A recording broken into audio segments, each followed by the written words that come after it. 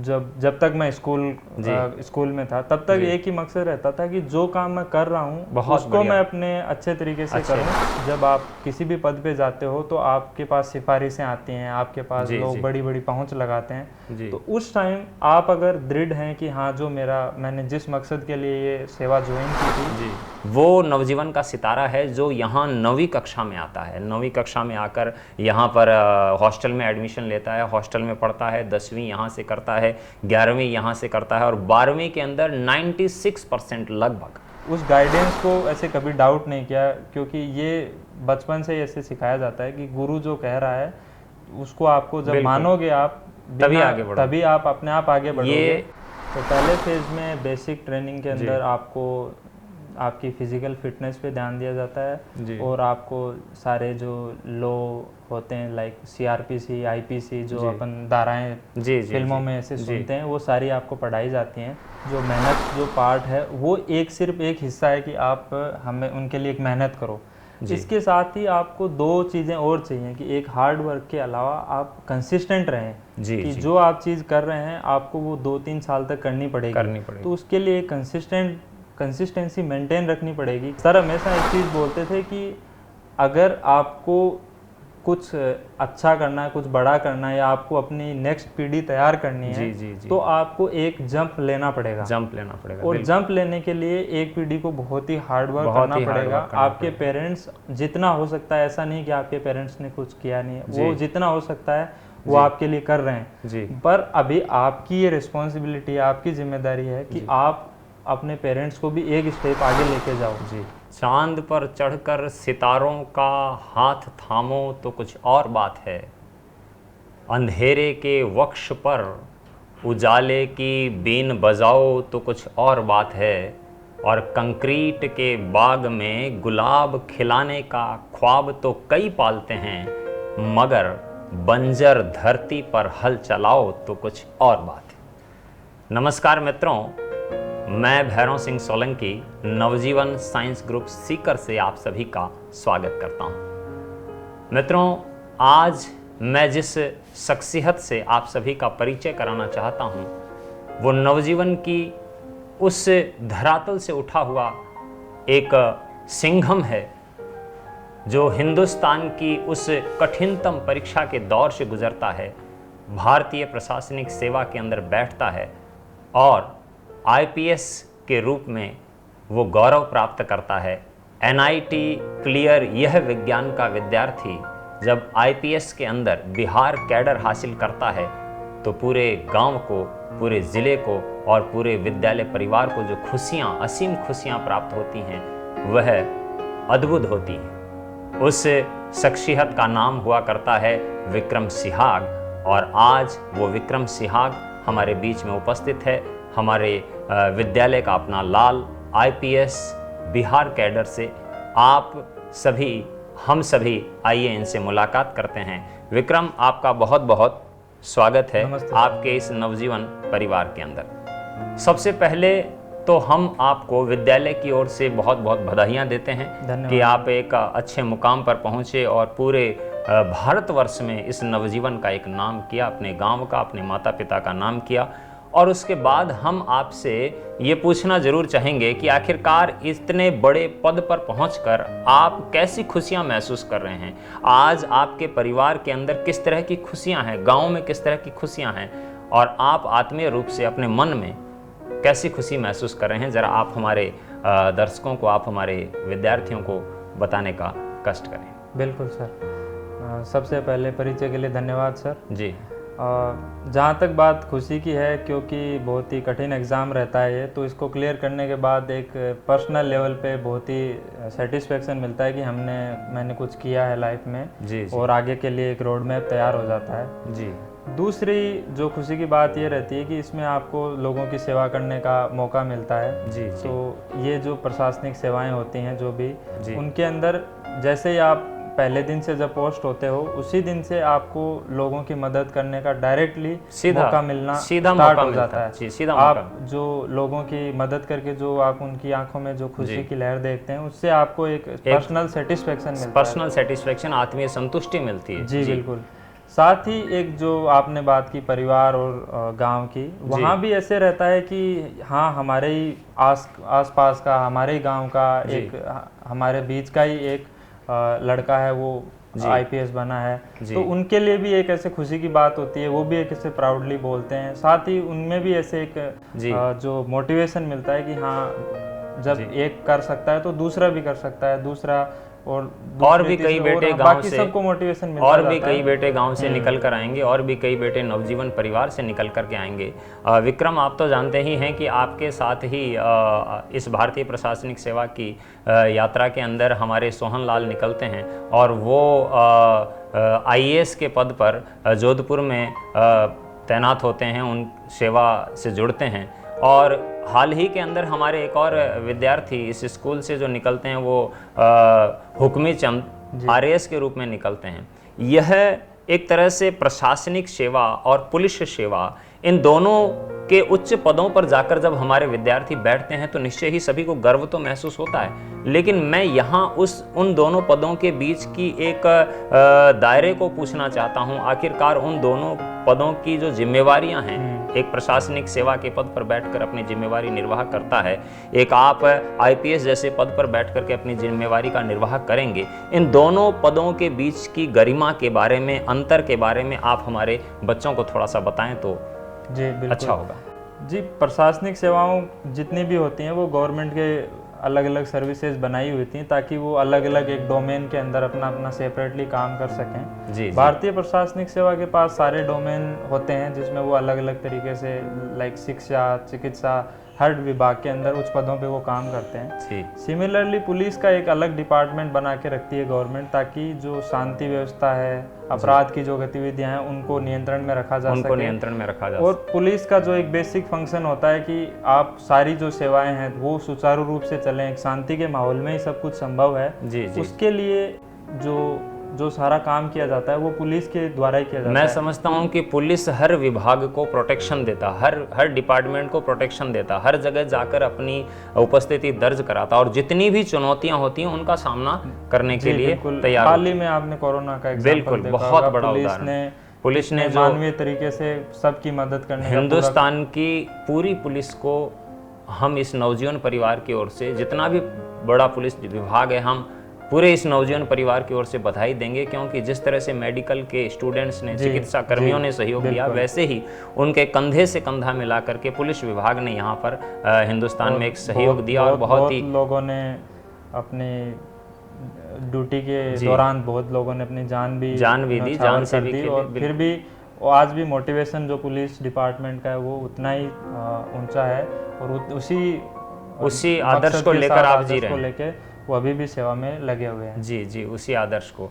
एक बचपन के अंदर अक्सर हमारे दिमाग में कुछ ख्यालात आते हैं। आपके बचपन में आपने क्या कभी सोचा, हालांकि मैं अपने दर्शकों को बता देना चाहता हूं कि आपके पिताजी भी वर्तमान में पुलिस विभाग में कार्यरत हैं, और हमारे चूरू जिले के अंदर वहां पर वो तैनात हैं, और वो पुलिस विभाग में रहे, और कहीं आप में ये मोटिवेशन ऐसा बना रहा कि मैं आगे चलकर पुलिस सेवा से जुड़ूं, या फिर बचपन के अंदर आपको किस तरह के सेवा से जुड़ने का ख्याल अक्सर बना रहा, चूंकि आप एक विज्ञान के विद्यार्थी रहे? जी, जो स्टार्टिंग में होता है दिमाग के अंदर, मैंने कभी ऐसे लोड नहीं लिया था कि मैं यही पर्टिकुलर चीज़ करूँगा।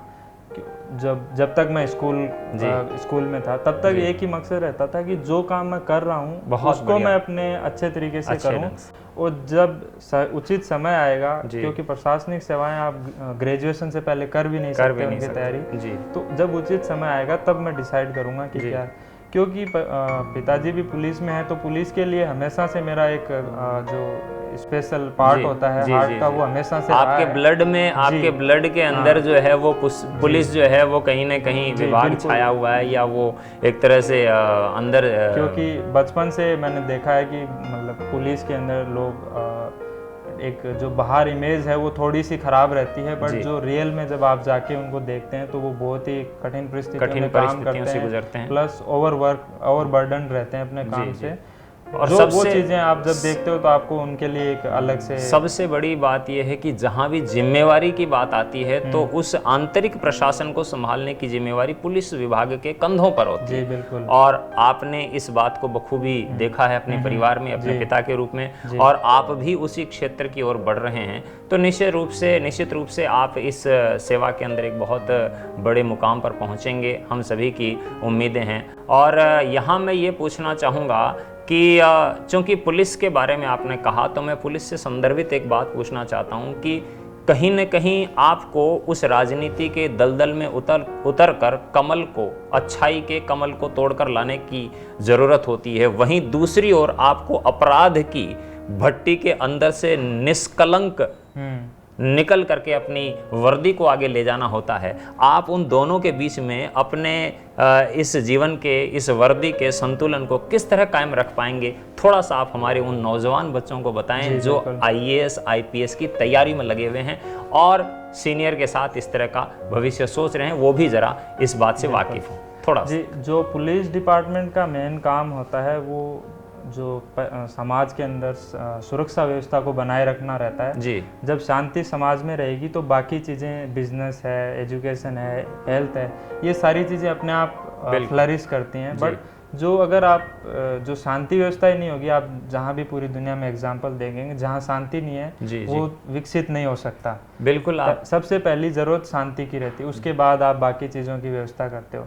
तो जो पुलिस डिपार्टमेंट का जो कोर काम है वो शांति व्यवस्था बनाए रखना है। और वो शांति व्यवस्था बनाए रखने के लिए आपको अपराध पे एक नियंत्रण होना जरूरी है। तो अब इस नियंत्रण को पूरा करने के लिए जो आपका कोर मकसद है कि अपराध पे नियंत्रण, तो उसके लिए आपको हमेशा एक दृढ़ निश्चय बना के रखना होता है। आपको जब आप किसी भी पद पे जाते हो तो आपके पास सिफारिशें आती हैं, आपके पास लोग बड़ी बड़ी पहुंच लगाते हैं। तो उस टाइम आप अगर दृढ़ हैं कि हाँ, जो मैंने जिस मकसद के लिए ये सेवा ज्वाइन की थी, अगर मैं उसी से भटक गया, अगर मैंने उन्हीं अपराधियों की, उन्हीं ऐसे राजनीति या उसमें कुछ फंस गया, तो वो मेरी सेवा के लिए भी, वर्दी के लिए भी गलत चीज है, और मेरे पर्सनल जो जीवन के लिए जो मैंने मकसद बनाया था उसके लिए भी गलत है। साथ ही अगर आप अच्छे से काम करते हो, अच्छे से आप अपनी ईमानदारी से अपनी ड्यूटी को निभाते हो, तो इस जो आप सेवा में देखते हैं हर टाइप के लोग हैं। आप अगर ईमानदारी से काम करते हैं तो आपको सब आपको अच्छा मानते हैं, अच्छा आपको रिस्पेक्ट देते हैं। ऐसा कुछ नहीं है कि अगर आप ईमानदारी से काम कर रहे हो तो आपको किनारे कर दिया जाता है। आप ईमानदारी से काम करोगे, मेहनत से काम करोगे, अपराध पे नियंत्रण रखोगे, तो आप हमेशा पूजनीय बन के रहेंगे, एक नायक बन के रहेंगे, एक समाज के सिंघम बन के रहेंगे। और आप शायद उस सिंघम जैसी छवि से प्रेरित हैं और चाहते हैं कि अपने जीवन में एक सिंघम के रूप में उपस्थित होकर के अपने उस क्षेत्र में अपना एक नाम कमाएं। शायद आपकी यही उम्मीद, यही आकांक्षाएं। मैं यहाँ आपसे ये पूछना चाहूँगा, मैं अपने दर्शकों को ये बताना चाहता हूँ कि प्यारे बच्चों एवं आदरणीय अभिभावकों, ये वो नवजीवन का सितारा है जो यहाँ 9वीं कक्षा में आता है। 9वीं कक्षा में आकर यहाँ पर हॉस्टल में एडमिशन लेता है, हॉस्टल में पढ़ता है, 10वीं यहाँ से करता है, 11वीं यहाँ से करता है, और 12वीं के अंदर 96% लगभग 96%, यानी 95.73 या कुछ ऐसा था। तो 96% के लगभग ये लेकर के ये बच्चा पूरे राजस्थान में साइंस में मेरिट में आता है, और फिर वहाँ से जब निकलता है तो एक लंबी यात्रा पर निकल पड़ता है। NIT में प्रवेश मिलता है, और NIT में प्रवेश लेने के बाद वहाँ से इंजीनियरिंग करके निकलता है। और सबसे बड़ी बात देखिए कि साथ साथ जॉब करते हुए, एक इंजीनियरिंग की सेवा देते हुए निजी क्षेत्र में अपने आप को प्रशासनिक सेवा के लिए तैयार करना वाकई बड़ा कठिन काम है। और ये एक बहुत बड़ा उदाहरण इन्होंने अपनी उम्र के उन लड़कों को देने की चेष्टा की है कि आप काम करते हुए भी अपनी मंजिल को तय कर सकते हो, और ऐसी ही मेहनत इन्होंने की। सबसे पहले मैं आपको यहाँ पूछना चाहूँगा कि 9वीं 10वीं 11वीं 12वीं में जो नवजीवन में आपने जो अनुभव किया, कृपया आप हमारे उन दर्शकों को बताने की चेष्टा करें। जी, मैंने अपनी 8वीं कक्षा तक अपने गांव से की थी। वहाँ पर मुझे मैं 1 मिनट के लिए थोड़ा सा परिचय देना चाहूँगा कि इनका गाँव, मैं बताता हूँ कहाँ है।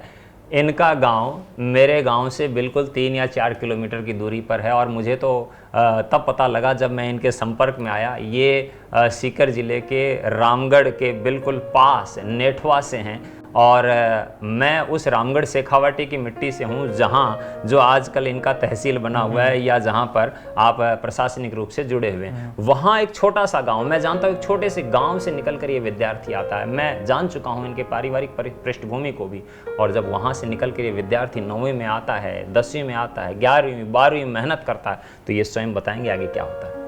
जी, तो 9 से 12th क्लास तक मैं यहाँ था। तो ये नवजीवन स्कूल है, वो भी उस टाइम एकदम नया नया स्कूल था, दूसरा ही साल था। तो हमें जब हम यहाँ आए थे तो एक अलग ही टाइप का माहौल मिला था हमें, कि हमें पर्सनली सर एक एक चीज़ के लिए गाइड करते थे, एक एक चीज़ को हमें बताते थे जी। और फिर जब 1 या 2 क्लास हम जब 10th बोर्ड में आए, तब भी जो अटेंशन था वो मेंटेन रहा। तो हमें हमेशा एक ऐसे लगता था कि हमें कोई मोटिवेट करने वाला, हमें जो डायरेक्शन देने वाला कोई है इस स्कूल में। तो हमारा सिर्फ एक ही काम होता था कि वो जो बोलते थे कि हाँ इस टाइम पे आपको ये पढ़ना चाहिए, अपने जो गाइड करते थे उस गाइडेंस को ऐसे कभी डाउट नहीं किया, क्योंकि ये बचपन से ऐसे सिखाया जाता है कि गुरु जो कह रहा है उसको आपको जब मानोगे आप, तभी आगे बढ़ो, तभी आप अपने आप आगे बढ़ोगे। ये एक बड़ी बात इस विद्यार्थी ने, नवजीवन के विद्यार्थी ने और आईपीएस ने बताया कि गुरु पे भरोसा हमेशा होना चाहिए। और चूंकि वही विद्यार्थी आगे निकले हैं, वही बच्चा अर्जुन बन पाया है, जो बच्चा अपने गुरु द्रोणाचार्य को पहचान पाया है। इस हमारे नवजीवन के अर्जुन ने अपने द्रोणाचार्य श्री शंकर लाल जी बगड़िया सर को पहचाना, उनकी बातों को समझा, उनकी ज्ञान को समझा, उनके निर्देशों को समझा, और उनकी बातों को समझकर जब अपने जीवन में उतारता है तो फिर वो बच्चा एक दिन हिंदुस्तान का अर्जुन बनकर, पुलिस विभाग का अर्जुन बनकर, आईपीएस के रूप में बिहार कैडर में जाकर अपने आप को स्थापित करता है। तो हम इस यात्रा को आगे बढ़ाते हैं, और मैं आपसे ये पूछता हूँ कि आपके जीवन पर हमारे जो सर हैं, जो बगड़िया जी हैं, उनके मोटिवेशन का कितना प्रभाव रहा, और आपके जैसे विद्यार्थी भी खूब उनसे लाभान्वित हुए। थोड़ा अपना व्यक्तिगत अनुभव हमारे आदरणीय निदेशक जी के लिए बताएं। जी, जब हम आए थे यहाँ पर तो एकदम छोटे छोटे बच्चे होते हैं, 9th क्लास में, ज़्यादा पता नहीं होता है। बट जो 4 साल का वो फेज़ था, उसमें सर ने एक सबसे बड़ी चीज़ जो हमारे अंदर एक जो होती है कि जगाई, वो थी कि आप थोड़ा ऊंचा सोचो, आप अपने आप को इतना कन्फाइन मत करो कि इस क्लास का टॉपर बनना है मुझे। जी। उन्होंने बोला कि आप बाहर निकलो, इस गली में ही 2 स्कूल हैं और इस जिले में कम से कम 100 स्कूल से ज़्यादा हैं जी। इस राज्य में 1000 से ज़्यादा होंगी जी। आप पूरा सोचो कि कितना बड़ा जा सकता है। तो उन्होंने एक जो गोल ऊंचा सेट करने का सबसे जो सपना आपकी आंखों में सजाया, उससे पहले वो नहीं थी, उन्होंने वो बहुत बड़ी बात है। यानी नवजीवन के वातावरण में आकर के इन्होंने सपनों को संजोना सीखा। इनके दिमाग में, इनके हृदय के पटल पर जो एक फसल पैदा होती है आगे बढ़ने की जिज्ञासा पैदा होती है, वो इस नवजीवन के माहौल में हमारे आदरणीय निदेशक जी के सानिध्य में वो पनपती है, और वो उस चिराग को लेकर के आगे बढ़ते हैं। तो ये आपने वहाँ पर यहाँ रह कर के ये महसूस किया कि हमें आखिरकार सपना बड़ा रखना। अब मैं आपके पुलिस विभाग के उस प्रश्न की ओर बढ़ता हूँ।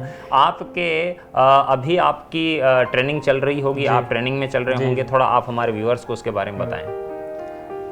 तो आईपीएस की ट्रेनिंग 2 फेज़ में होती है। पहले फेज़ 11 महीने और उसके बीच में 6 महीने प्रैक्टिकल ट्रेनिंग, और उसके बाद फेज़ 2 होता है।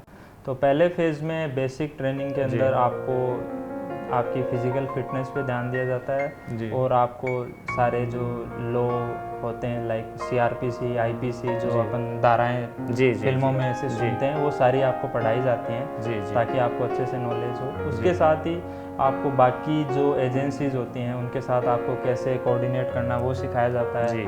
आपको अगर कोई शांति व्यवस्था भंग करने का या ऐसा कुछ हो रहा है, लाइक कोई दंगा, कोई टेररिस्ट अटैक या कोई और टाइप का अटैक, हाईजैकिंग, जो भी जितनी भी सिचुएशन होती हैं, आपको उन सब चीज़ों के लिए आपको ट्रेन किया जाता है। आपको हर टाइप की ट्रेनिंग दी जाती है। फिजिकली आपको अच्छा स्ट्रॉन्ग बनाया जाता है, और साथ ही आपको फायरिंग सिखाई जाती है। ये सारी चीज़ें एक ओवरऑल आपको एक अच्छे से पर्सनैलिटी बना के, अच्छे कैडेट के रूप में तैयार किया, ऑफिसर बना के आपको वो ट्रेन करते हैं। उसके बाद आपकी डिस्ट्रिक्ट प्रैक्टिकल ट्रेनिंग होती है, जिसमें आप छोटे लेवल पे स्टार्ट करते हैं ट्रेनिंग, और SHO लेवल से, और आप वहाँ से स्टार्ट करते हैं अपना करियर, और वहाँ आप सीखते हैं कि पुलिस के एकदम जो सबसे स्मॉल यूनिट पुलिस थाना होती है वहाँ से कैसे काम स्टार्ट होता है। उसके बाद आप धीरे धीरे सबसे पहले असिस्टेंट SP बनते हैं, फिर एडिशनल SP, फिर SP, ऐसे आपका करियर आगे बढ़ता जाता है। तो ये ऐसे एक क्रम चलता रहता है। आप चंद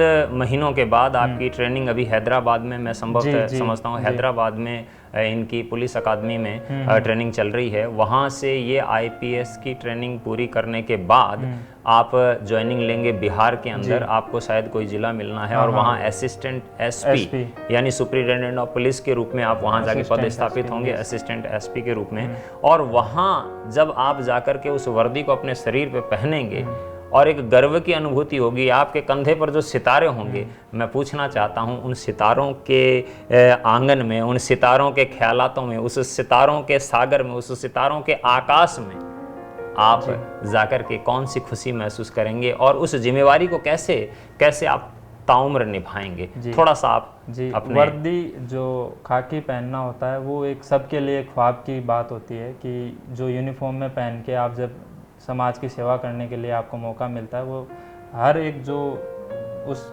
डिपार्टमेंट का जो हिस्सा पार्ट होता है पर्सन, उसके लिए एक प्राउड की बात होती है। जी। साथ ही अगर आप यूनिफॉर्म पहनी है तो आपको सिर्फ वो पहनने के लिए नहीं मिलती है, आपको उसके साथ बहुत सारी जिम्मेदारियां दी जाती हैं। आप हमेशा अपनी यूनिफॉर्म में प्राउड लेते हो, और वो प्राउड तभी आता है जब आप उस यूनिफॉर्म को पहनना जस्टिफाई करते हो।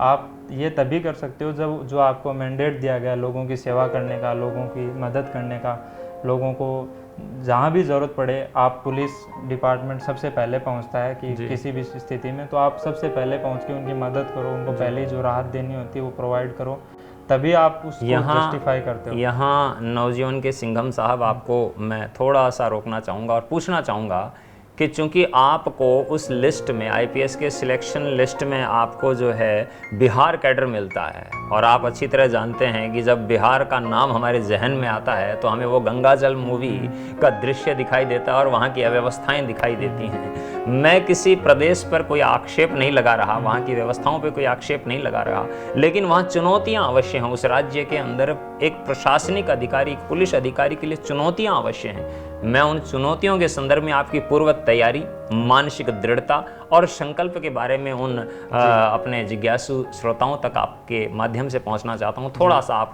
इसके बारे में बताएं।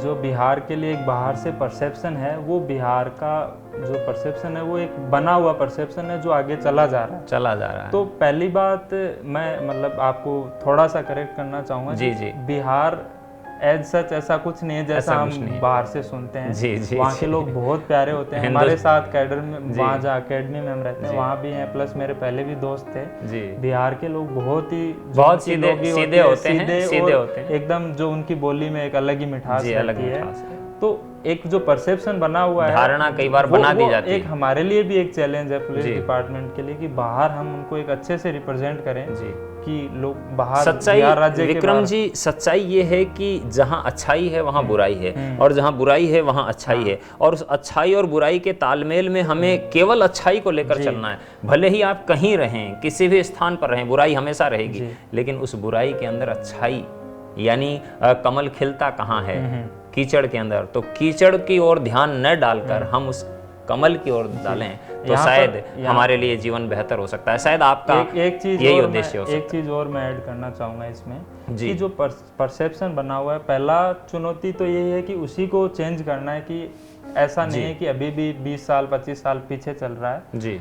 पहला ये है, और दूसरा ये कि जो एक अपराध का समाज के अंदर रहता है, एक सर्टन लेवल रहता ही है हर सोसाइटी के अंदर, चाहे आप राजस्थान ले लो, हरियाणा ले लो, हर जगह थोड़ा अपराध तो रहता है, अपराध तो रहेगा। और जहाँ ज़्यादा होता है वहाँ पर आप जो एक पुलिस अधिकारी होते हैं उनके लिए एक मौका रहता है कि वो उस अपराध को नियंत्रण करने के लिए उनके पास और चुनौतियाँ हैं। तो जब आपको अपने फील्ड में चुनौतियां मिलती हैं तो आप जब उनको सॉल्व करते हो तो उनके लिए आपको अलग से एक मोटिवेशन मिलता है। अब मेरी वजह से एक चेंज आएगा जी। मैं अब स्कूल की ओर आता हूँ। स्कूलिंग के अंदर आपकी तरह हमारे पास बच्चे बहुत से पढ़ रहे हैं, 9वीं में पढ़ रहे हैं, 10वीं में पढ़ रहे हैं, 11वीं में पढ़ रहे हैं, 12वीं में पढ़ रहे हैं, IIT कोचिंग कौटिल्य के अंदर पढ़ रहे हैं, और हमारी कॉलेज में पढ़ रहे हैं, वो जो बच्चे स्कूलिंग के दरमियान, 12th के दरमियान, कुछ आजकल बच्चे एडवांस हो रहे हैं, सपने आंखों में संजो रहे हैं और कहीं ना कहीं उनमें भी कोई सिंघम बनने की तैयारी की ओर बढ़ रहा होगा, तो आप ऐसे लोगों के लिए हमारे बीच में क्या संदेश देना चाहेंगे? थोड़ा सा उन बच्चों के लिए बताएं जो स्कूलिंग के साथ साथ IPS जैसे पद पर, मुकाम पर पहुंचना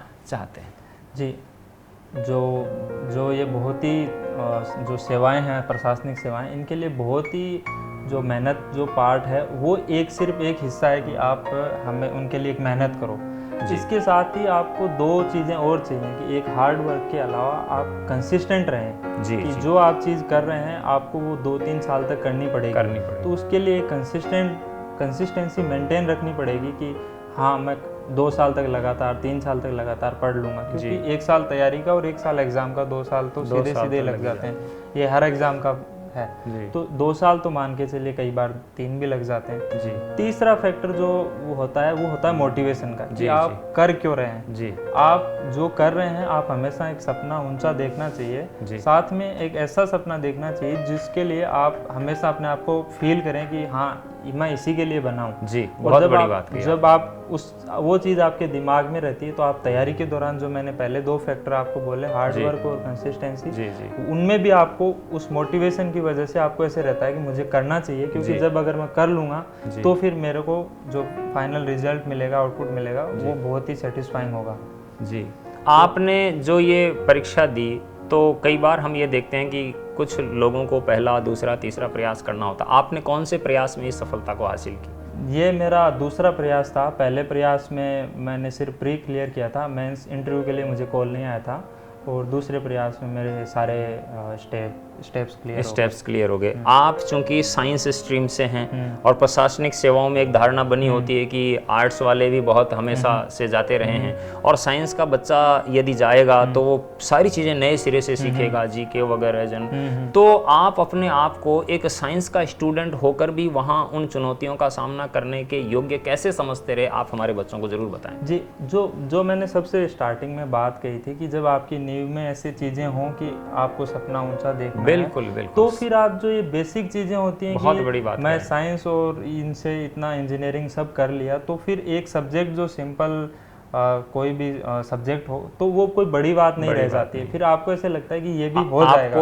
आपको नवजीवन के इस 9वीं 10वीं 11वीं 12वीं के माहौल में इतना मजबूती से तैयार किया गया कि आप IAS की या RPS की, IPS की तैयारी के अंदर बिल्कुल सहजता से वहां जाकर रिप्रेजेंट कर लेते हैं। इसमें यही रहता है कि अगर आपको ऐसे एक बार आपकी लाइफ में आपने ऐसा कुछ कर लिया कि आप ये कर सकते हो, तो जब दूसरी बार आप कोई चीज़ बड़ी ट्राई करते हो तो आपको लगता है कि जब मैं पहली बार किया था तो वो भी मैंने कर लिया था, तो ये भी तो मैं कर ही सकता हूँ। स्कूलिंग मजबूत है, कहने का मतलब है स्कूलिंग मजबूत है तो आपकी जो नींव मजबूत है, और नींव मजबूत है तो उसके ऊपर की इमारत अपने आप मजबूत हो जाती है। और शायद यही वजह है कि इन्होंने जो नींव यहाँ नवजीवन में लगाई और उसकी इमारत आप सभी के सामने है, वो दृश्य आप सभी के सामने है और वो मंजिल आप सभी के सामने। मैं आपको आगे लेकर के चलता हूँ कि स्कूलिंग के जीवन में आप कौन से चीज़ों से इतना ज़्यादा प्रभावित हुए? जैसे मान लीजिए कि आप किसी विषय से, या फिर आप यहाँ के अनुशासन से, या फिर आप यहाँ के मोटिवेशन से, कौन सी चीज़ से प्रभावित थे, वो थोड़ा सा बताएं। जी, जो सबसे पहले जो यहाँ का जो स्टार्टिंग में जब मैं आया था तो एक कल्चर होता था कि आपको बाकी सारी चीज़ें जो होती हैं उनकी करने की छूट मिलती थी, कि आप शाम को गेम्स हमारा होता था तो आप गेम्स खेल लो, सुबह आपको तो हल्का फुल्का व्यायाम करवाते थे, उसके अलावा आप क्लासरूम वो जो बाकी स्कूलिंग की एक्टिविटीज़ रहती हैं वो होती थी। बट जो इवनिंग का जो मॉर्निंग के जो क्रूशियल आवर्स होते हैं, सुबह के 2 और शाम को आप खाना खाने के बाद 2 से 3 घंटे, उसके लिए हमें हमेशा यहाँ पर एक प्रिपेयर किया जाता था कि आप उस समय को अच्छे से यूटिलाइज़ करो। अगर आप उस समय को अच्छे से यूटिलाइज़ करते हैं तो आपको फिर जो ऐसे होता है ना कि स्टार्टिंग पूरे साल से आप मेहनत करते जा रहे हो, तो जब फरवरी मार्च में एग्ज़ाम आते हैं तो आपको एक साथ ऐसे नहीं लगता कि ये भी पढ़ना है, ये भी पढ़ना, क्योंकि आपने सारा पढ़ा हुआ होता है, आपको सिर्फ रिवीजन करना रहता है। तो एक जो अच्छी हैबिट डली हुई थी कि मॉर्निंग इवनिंग अच्छे से शेड्यूल से उसको अच्छे से यूटिलाइज़ करके पढ़ो, वो एक अच्छी हैबिट थी। दूसरी जो मैंने आपको स्टार्टिंग में बताया कि गोल सेटिंग की, हमेशा ऊंचा गोल, सेट करना चाहिए। तीसरा ऐसे रहता था कि आप हमेशा सर इवनिंग में हमारे टाइम पे होता था प्रोग्राम, शाम को सर सबको बुलाते थे, सबको ऐसे पर्सनली सर सभी के साथ सबसे बात करते थे। तो उससे आपको ऐसे फर्क पड़ता है कि एक पर्सन है वो आपके लिए ये प्रक्रिया आज भी होती है। बच्चे जो हैं हमारे लगभग सर से जुड़े हुए होते हैं और आज भी हमारे जो आदरणीय निदेशक जी हैं उन तमाम विद्यार्थियों से व्यक्तिगत रूप से जुड़ करके और वहाँ जो बच्चा मेहनत कर रहा है उसे मोटिवेट करके आगे बढ़ाने का प्रयास करते हैं। उससे जो स्टूडेंट होता है उसको ऐसे फील होता है कि ये पर्सन मेरे को पर्सनली मेरे को इतना बोल रहा है, जी इतना मेरे लिए प्रयास कर रहा है जी, तो और बदले में सिर्फ इतना ही कह रहा है कि आप रूम में जाके थोड़ी पढ़ाई करो अच्छे से। वो किसके लिए हो रहा है? वो एक स्टूडेंट खुद के लिए ही तो हो रहा है। तो फिर जो मोटिवेशन मिलता है उससे फिर वो उसको अच्छे से यूटिलाइज करता है और फिर वो एक हैबिट में आ जाता है। और हैबिट में आई हुई चीज़ जब आगे आप फ्यूचर में जाते हो तो फिर आप उसको रीयूज करते हो कि मेरे में ये कैपेबिलिटी है कि मैं लगातार 3 घंटे रात को पढ़ सकता हूँ, तो पढ़ सकता है। तो फिर वो उसको अपने भले के लिए एक छोटा सा प्रश्न मैं पूछता हूँ, इस यात्रा में कहीं आप टूटे होंगे, कहीं थके होंगे, कहीं निराशा आई होगी, तो आपको हमारे स्कूल की ओर से निदेशक जी ने किस तरह से मोटिवेट किया होगा या किस तरह से आपकी उनके साथ चर्चाएं हुई होंगी या किस तरह से आप उनसे जुड़ करके कहीं ना कहीं अभिप्रेरित होते रहे होंगे? थोड़ी सी आप हमारे दर्शकों को बताने की चेष्टा करें। जी, जो स्टार्टिंग में हम स्कूलिंग में जब थे तो स्कूलिंग से भी ऐसे होता था कि कई बार ऐसे लगता था कि ये सब इतना क्यों हो रहा, कुछ मार्क्स कम आ रहे हैं जी, मार्क्स कम आ रहे हैं, जो हमने पढ़ाई की और उसका वो आउटपुट नहीं मिला जी। तो फिर आपको ऐसे लगता है कि या तो मेरे में कमी है या फिर कुछ और कमी है। तो फिर जब ऐसे समय पर जो गुरु होते हैं वो आपको बताते हैं कि कई बार ऐसे होता है कि हम जो अपना सर्टन लेवल तक मेहनत नहीं की होगी हमने, या फिर जो मेहनत तो की होगी बट उसकी जो डायरेक्शन है वो सही नहीं होगी। हर असफलता ये बताती है अभी भी कुछ कमी बाकी है, या तो कुछ कमी है या फिर मेहनत गलत दिशा में कर ली जी कि करना कुछ और। तो ये सारी चीजें जब हम आप हमारे विद्यालय के उन तमाम विद्यार्थियों को, चाहे वो कॉलेज के स्टूडेंट्स हों, चाहे वो IIT कौटिल्य के हों, चाहे वो स्कूलिंग के हों, किसी भी क्षेत्र के किसी भी फील्ड के हों, आप उन तमाम विद्यार्थियों के लिए एक प्रेरणा स्रोत हैं। आप उन्हें अपनी ओर से क्या संदेश देना चाहेंगे? थोड़ा आप हमारे विद्यार्थियों के लिए कुछ बताएं। बिल्कुल, जहाँ तक मैं समझता हूँ आप सभी यहाँ पर जो हमारी पृष्ठभूमि है वो एक सामान्य राजस्थान के परिवार की रहती है। तो यहाँ पर मैं सिर्फ आपको एक ही लाइन बोलना चाहूँगा कि जो सर हमेशा बोलते थे, अभी भी हमें थोड़ी देर पहले ही सर से बात कर रहे थे तो मुझे वो बात याद आई थी, मैंने सर के साथ शेयर भी की थी। सर हमेशा एक चीज़ बोलते थे कि अगर आपको कुछ अच्छा करना है, कुछ बड़ा करना है या आपको अपनी नेक्स्ट पीढ़ी तैयार करनी है तो आपको एक जंप लेना पड़ेगा। और जंप लेने के लिए एक पीढ़ी को बहुत ही हार्ड वर्क करना पड़ेगा। आपके पेरेंट्स जितना हो सकता है, ऐसा नहीं कि आपके पेरेंट्स ने कुछ किया नहीं है, वो जितना हो सकता है वो आपके लिए कर रहे हैं, पर अभी आपकी ये रिस्पॉन्सिबिलिटी, आपकी जिम्मेदारी है कि आप अपने पेरेंट्स को भी एक स्टेप आगे लेके जाओ। अगर आप वो कर पाओगे और वो करने के लिए आपको बस कुछ नहीं करना, मेहनत करनी है, कंसिस्टेंट रहना और हमेशा अपने आप को मोटिवेट रखना है कि मुझे करनी है ये चीज़, तो वो हो जाएगी।